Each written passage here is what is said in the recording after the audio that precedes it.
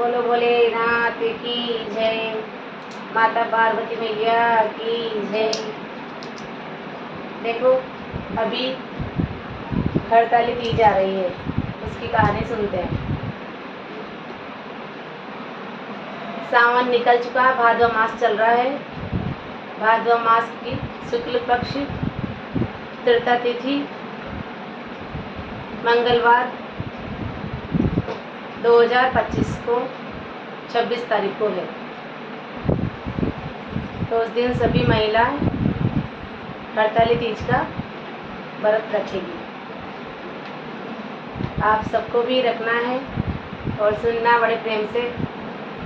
हड़ताली तीज की जय। एक समय की बात है कि माता पार्वती मैया ने भी ये व्रत रखा था जब उनने राजा हिमाचल के घर जन्म लिया था। तब बड़ा उत्सव मन रहा था, सभी बड़े उम्मीद में उत्सव मना रहे थे। तब नारद ऋषि आए तो राजा हिमाचल जी से कहा कि आपकी कन्या के लिए विष्णु भगवान ही बहुत अच्छे वर हैं। तो हिमाचल जी ने कहा हाँ, हमें ये रिश्ता मंजूर है, हम वहीं हमारी कन्या का विवाह करना चाहते हैं। तो नारद ऋषि अंतर ध्यान हो गए और विष्णु लोक में भी चले गए।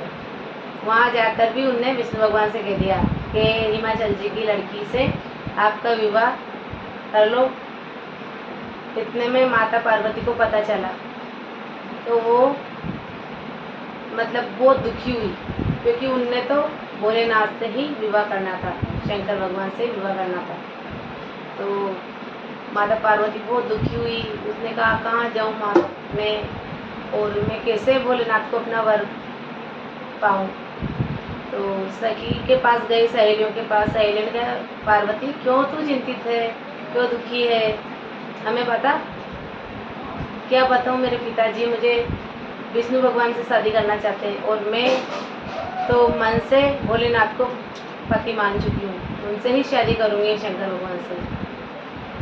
तो सखी और सहेलियों ने बोला कि चिंता मत कर, घने जंगल में जा और तप कर, तो भोलेनाथ प्रसन्न हो जाएंगे तो तेरे से विवाह जरूर करेंगे। तो माता पार्वती चली गई भयानक घने जंगल में गई, जहाँ बहुत सुंदर सुंदर फूल, नदियाँ, कोयल, पपैये बोल रहे थे, बड़ी मधुर आवाज़ सुनाई दे रही थी। वहाँ पे उस जगह जाके माता पार्वती घने जंगल में बैठ गई। बालू रेत की शिवलिंग बनाई, शिवलिंग बना के भोलेनाथ की, और मन तन सब कुछ वैसी पे ध्यान लगा के और बैठ गई।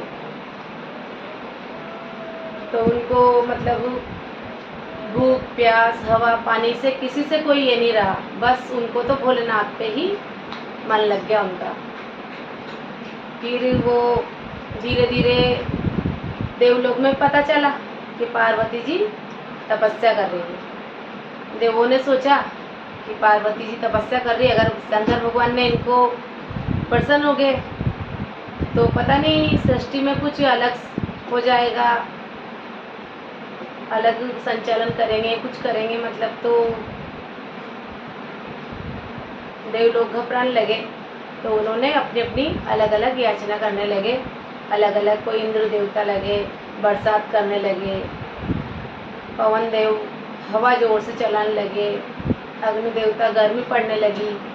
तब पार्वती माता हिली भी नहीं, बस उनका तो ध्यान भोलेनाथ पे था। उनको हवा से, गर्मी से, सर्दी से, बरसात से कोई मतलब नहीं, वो तो किसी चीज़ पे ध्यान ही नहीं, बस उनका तो भोलेनाथ में ही ध्यान था। धीरे धीरे उन्होंने बहुत तपस्या करी तो भोले बाबा उनसे प्रसन्न हो गए। इधर हिमाचल जी बहुत घबरा गए, माता पिता ढूंढते ढूंढते ढूंढते ढूंढते माता पार्वती के पास गए। बेटा चलो, कि नहीं मैं तो शादी तो भोलेनाथ से ही करूँगी। ठीक है भाई, आप भोलेनाथ से करना। एकदम भोलेनाथ प्रसन्न हो गए।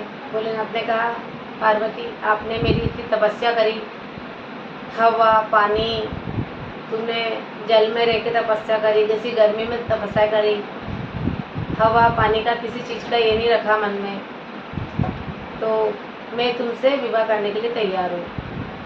भोलेनाथ ने उनको अपनी पत्नी का रूप में स्वीकार कर लिया। मैं तुमसे प्रसन्न हूँ। तो पार्वती माता ने कहा कि भोले बाबा मेरे पे कृपा करी, ऐसे ही आज जो हड़ताली तीज के दिन भाद्र महीने की कृता तिथि हड़ताली तीज के जो भी महिला कुंवारी शादीशुदा जो भी महिलाएं व्रत करेगी उन पे भी आपकी ऐसी ही कृपा होनी चाहिए।